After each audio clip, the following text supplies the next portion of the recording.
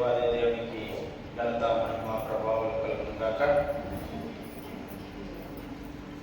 గత 2.5 నెలల నుంచి అనేకమైన శోధనలతో, సమస్యలతో, కుటుంబ సమస్యలతో, మరి నా నిజమైన స్నేహితుడు అంటే నా వాహనం 2 నెలలైంది పోయేది.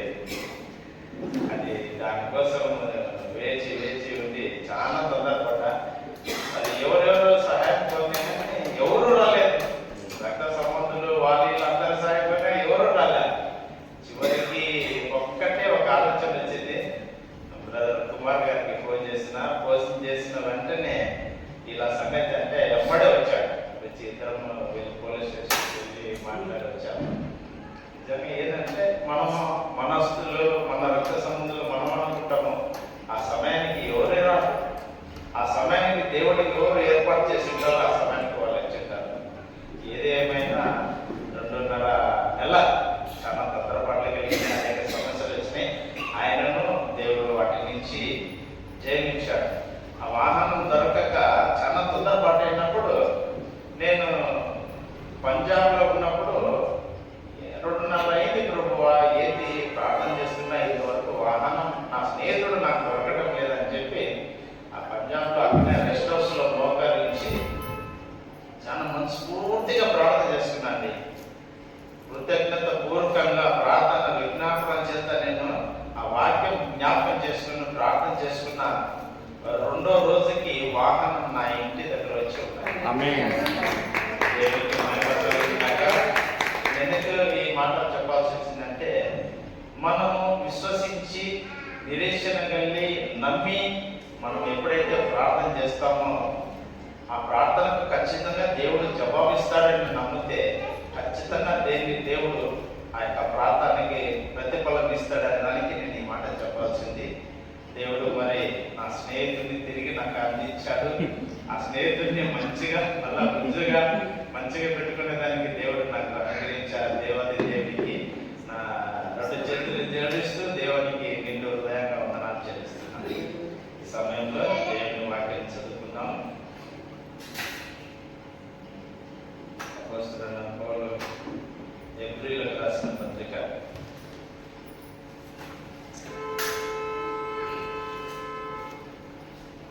4వ అధ్యాయము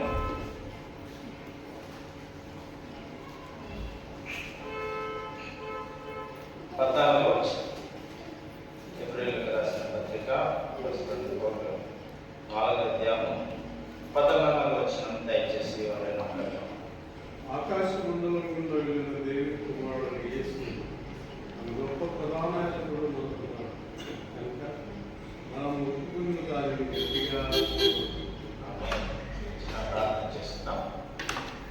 సర్వశక్తి కృపగల మా తండ్రి, దయగల మా ప్రభువా, మా రక్షక యేసయ్య, ఘనత మహిమ ప్రభావాలను చెల్లిస్తున్నాం. ప్రభా, చదవబడిన వాక్యాన్ని ఆయన దీవించండి, ఆశీర్వదించండి.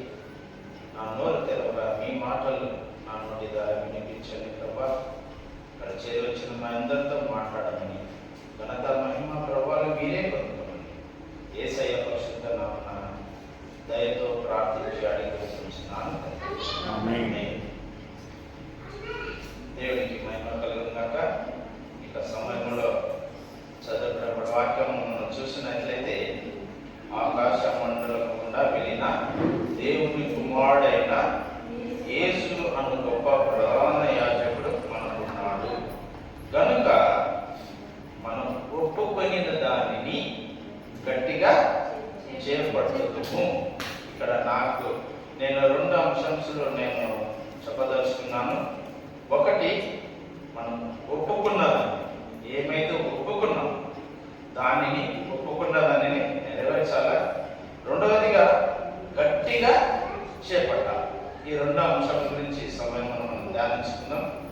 ఇక ఒప్పుకున్న దాని ఆ యొక్క అంశం గురించి 3 విషయాలు, గట్టిగా పట్టుకున్న మనం ఆ యొక్క అంశం గురించి 3 అంశాలు మనం ధ్యానించుకుందాం.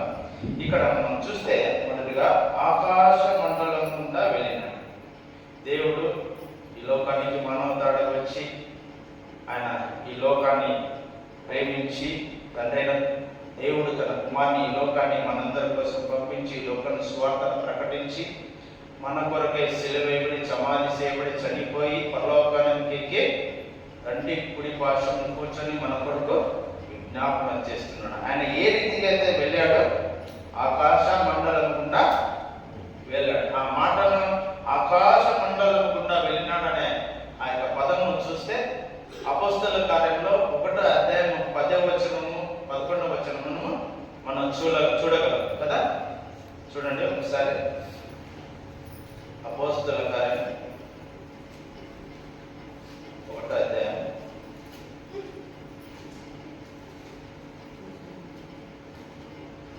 చదవండి. 1వ అధ్యాయం 10వ వచనం నుంచి. వారు ఆకాశము వైపు తేర చూచుచుండిరి. ఇదిగో తెల్లని వస్త్రములు ధరించుకొనిన ఇద్దరు మనుషులు వారి వద్దకు నిలిచి గలిలయ మనుషులారా, మీ వద్దకు నిలిచి ఆకాశము వైపు చూచుచున్నారు.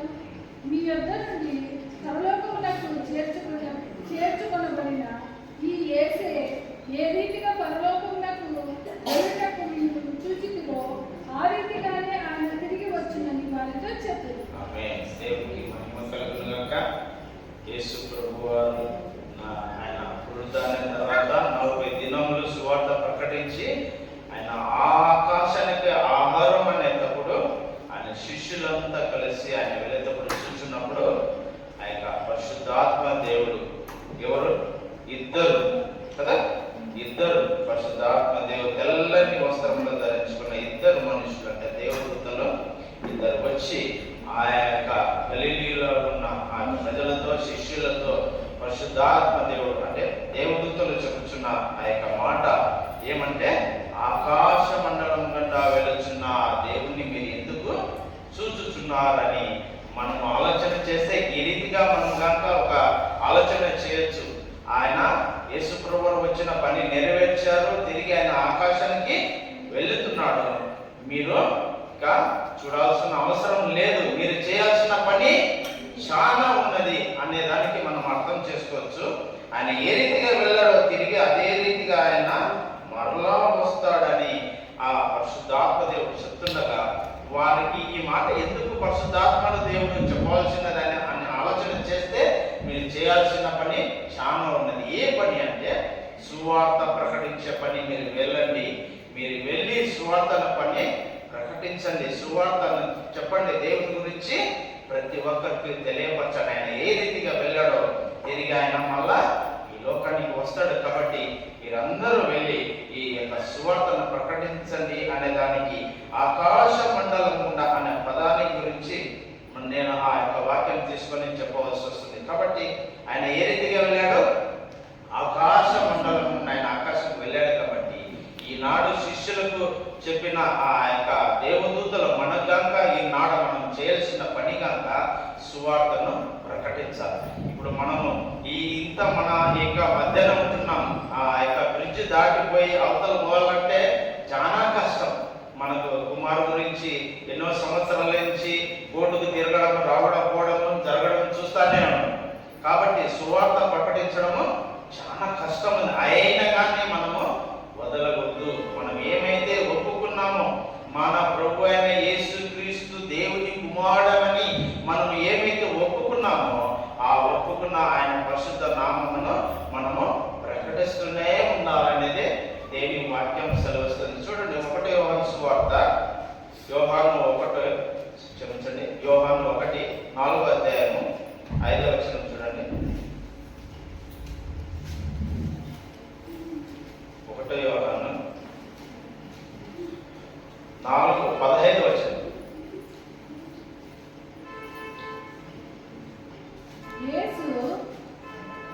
యేసు దేవుని కుమారుడని ఎప్పుడు ఒప్పుకొనునో వానిలో దేవుడు నిలిచి ఉన్నాడు, వాడు దేవుని యందు ఉన్నాడు. దేవుని యందు ఉన్నాడు. దేవునికి మహిమ కలుగును గాక.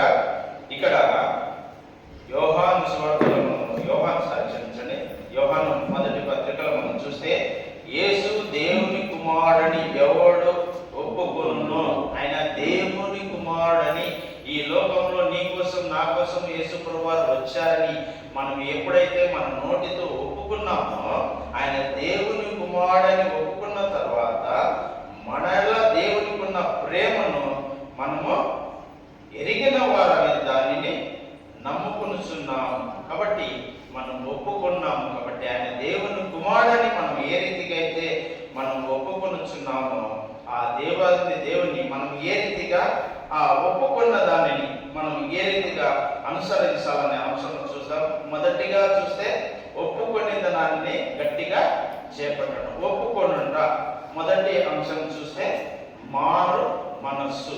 మారు మనస్సు చూడండి, మత్తయి సువార్త 3వ అధ్యాయము. మత్తయి సువార్త 3వ అధ్యాయము 6వ వచనం.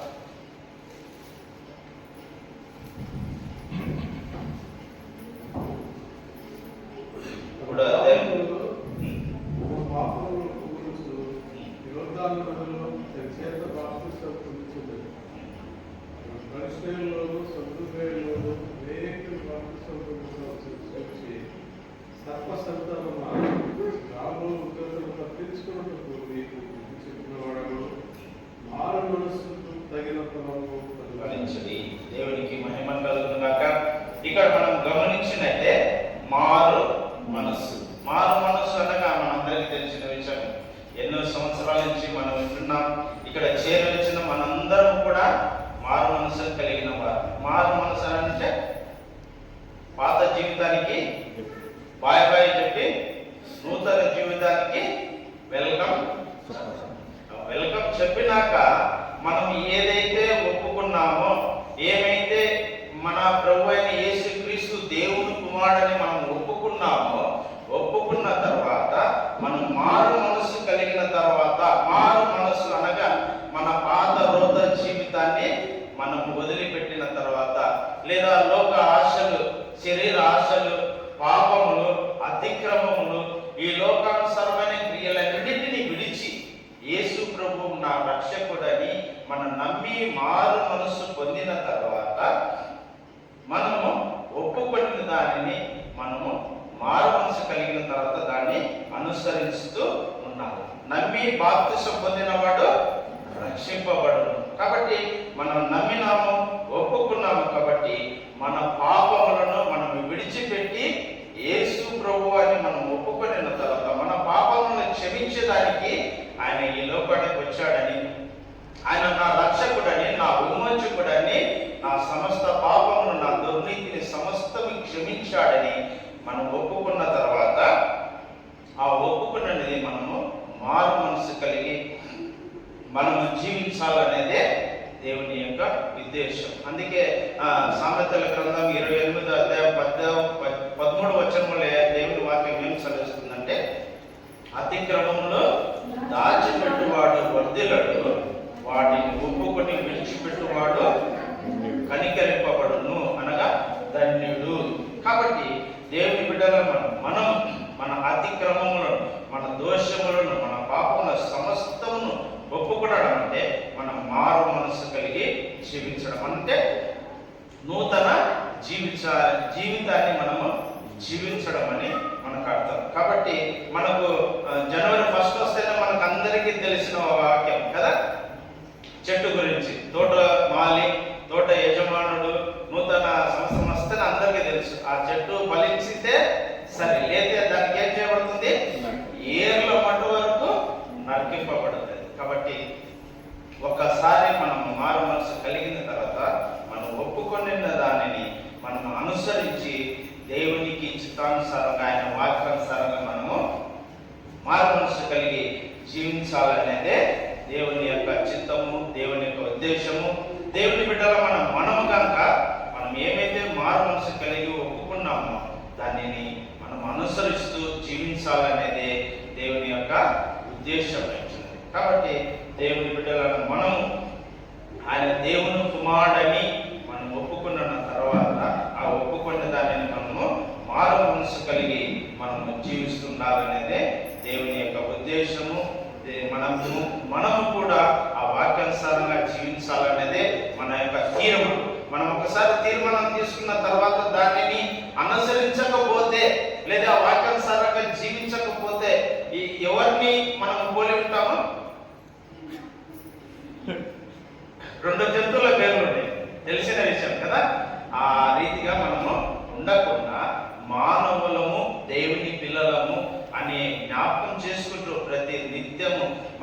సమయం దొరికినప్పుడల్లా మనం దేవుని ధ్యానిస్తూ దేవునికి స్తుతి చెల్లిస్తూ మారు మనసును కలిగిన మనము దేవుని వాక్యానుసారంగా జీవించాలనేదే మొదటి యొక్క అంశం. ఒప్పుకొనిన దానిని అనగా మారు మనస్సు మనం కలిగిన ఒప్పుకున్న దానిని మనము మారు మనస్సు కలిగి జీవిస్తూ దేవుని రాకడ వరకు మనకు ముందుకు కొనసాగుతూ ఉండాలని.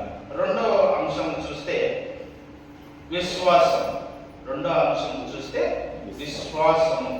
మనందరికీ తెలిసిన ఒక విశ్వాసం. చూడండి, ఎబ్రీయులకు రాసిన పత్రికలో 11వ అధ్యాయం 6వ వచనంలో మనం ముగిన చూస్తే అయితే క్షమించండి, రోమీయులకు రాసిన పత్రిక 10వ అధ్యాయము 9వ వచనం.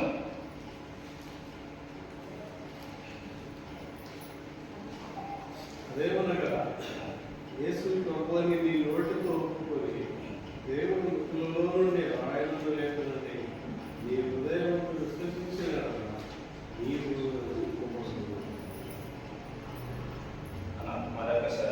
అదేమనగా యేసు ప్రభువుని నీ నోటితో ఒప్పుకొని దేవునికి మహిమ కలుగును గాక. అదేమనగా యేసు ప్రభువుని నీ నోటితో, ఏ రీతిగా మన యొక్క నోటితో, మన నాలుకతో లేదా మన హృదయ అంతరంగముల నుంచి యేసు ప్రభువుని మనము ఒప్పుకొనిన దేవుడు మృతుల నుండి ఆయన లేపెనని నీ హృదయమందు విశ్వసించిన ఎడల, మనం ఎప్పుడైతే యేసు ప్రభు మృతుల నుంచి లేచాడని మనం నమ్మాము, ఆయన నమ్మిన మనము బాప్తిసం పొంది దేవుని బిడ్డలుగా జీవిస్తూ వాక్యానుసారంగా జీవిస్తూ ఉన్న మనము ఆ విశ్వాసాన్ని మనము కోల్పోకుండా ఉండాలా. ఆ విశ్వాసాన్ని మనము దృఢముగా గట్టిగా చేపట్టి ఉండాలి. అందుకనే దేవుని వాక్యము విశ్వాసం గురించి ఎబ్రీయులకు రాసిన పత్రిక 11వ అధ్యాయంలో చూస్తే అందరికి తెలిసిన విషయం. అందరి గురించి విశ్వాసం గురించి అందులో దైవజనుల గురించి, సేవకుల దైవజనుల గురించి అక్కడ రాయబడింది. అబ్రాహాము గురించి కానీ ఆనకు గురించి అందరిగా అక్కడ లెక్కించబడింది. విశ్వాసము ఏ రీతిగా కలుగుతుంది మనకు? విశ్వాసము వినుట వలన, తర్వాత ముందు వినుట వలన విశ్వాసము కలుగును. ఆ తర్వాత ముందు ఇంకొకటి ఉంది మంచి, వినుట వలన మనకు విశ్వాసం కలుగుతుంది. అది ఎవరి ద్వారా కలుగుతుంది? క్రీస్తు ద్వారా మనకు కలుగుతుంది. ఎప్పుడైతే ఆయన మాటలు వింటేనే మనకు విశ్వాసం కలుగుతుంది. కేవలం వినుట వలన కలగదు, క్రీస్తును కూర్చిన మాటల వలన మనకు విశ్వాసం కలుగుతుంది. చూడండి, రోమీయులకు రాసిన పత్రికన కరెక్టేనా? 10:11 చూడండి. రోమీయులకు రాసిన 17వ వచనం క్షమించండి. కాగా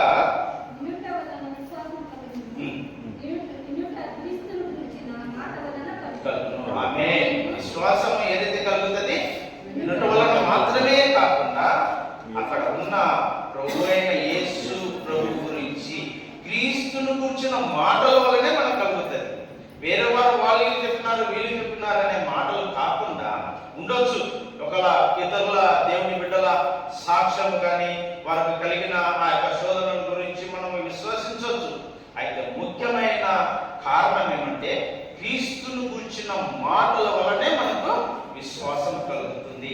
మనకు విశ్వాసం గురించి ఇంకా చేస్తే విశ్వాసం లేకుండా దేవునికి ఇష్టలైనట అసాధ్యము. కాబట్టి విశ్వాసం లేకుండా దేవునికి ఇష్టలైనట అసాధ్యం. కాబట్టి దేవుని బిడ్డలను మనము విశ్వసించిన యేసు ప్రభువుని నమ్మిన మనం ఆ విశ్వాసాన్ని కోల్పోకుండా దేవుని మీద విశ్వాసం కలిగి ఒప్పుకొనిన మనము ఆ విశ్వాసం కలిగి ముందుకు కొనసాగుతూనే ఉంటాం. విశ్వాసం ఎంత ఉంటే చాలు? ఆవగించంత విశ్వాసం ఉంటే చాలు. మిరియాలంత కనుక కాదు. మిరియాలంటే అందరికీ తెలుసు కదా, రసం చేసుకుంటాం, కానీ అంతకనుక కాదు. ఆవగించంత విశ్వాసం, అదంతా చిన్నది.